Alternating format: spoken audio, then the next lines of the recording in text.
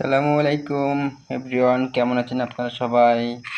অনেক অনেক ভালো আছেন আশা করি। বাট আপনাদের জন্য আজ আমি চিংড়া মাছ আর কিছু রসুন পেঁয়াজ দিয়ে এটা ভর্তা করতেছি। আপনারা চাইলে এরকম ভর্তা করে বাসায় খাইতে পারবেন, কোনো সমস্যা নেই। হোটেল থেকে খেলে তো অনেক গ্যাস্ট্রিক হয়, এই জন্য ঘরে বসে বানিয়ে খাইতে পারেন। এটা আমি এখন এক জায়গা করে এটা প্রথমত বাটবো।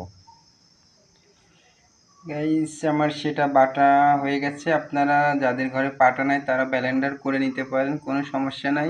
আমাদের তো ব্লেন্ডার নাই, যার কারণে আমি পাটাতে এটা বেটে নিয়েছি। এখন আমি এটা কড়াইতে দিয়ে তেলে ভাজে নেব, যাতে এটা পরবর্তীতে মেলার সময় রেখে খাওয়া যায়। এখানে আমি পরিমাণ মতো তেল অ্যাড করলাম। এখন আমি এখানে হাফ চামচ লবণ দিয়ে দিলাম। এখন আমি যেটা বাটে রাখছি সেটা অ্যাড করলাম।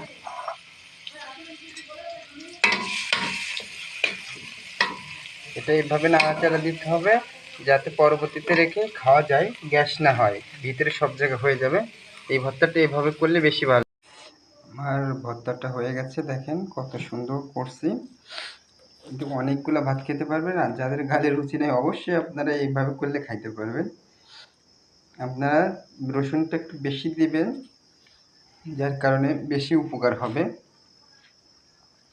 গাইজ, আমার ভিডিও যদি ভালো লেগে থাকে অবশ্যই আপনারা লাইক করবেন, আর আমাকে নতুন নতুন ভিডিও করার জন্য সবাই আমাকে সাপোর্ট করবেন, সাহায্য করবেন। আমি যেন আপনাদের সবসময়ের জন্য নতুন নতুন ভিডিও সাপোর্ট করতে পারি। ভালো থাকবেন, আল্লাহ হাফেজ।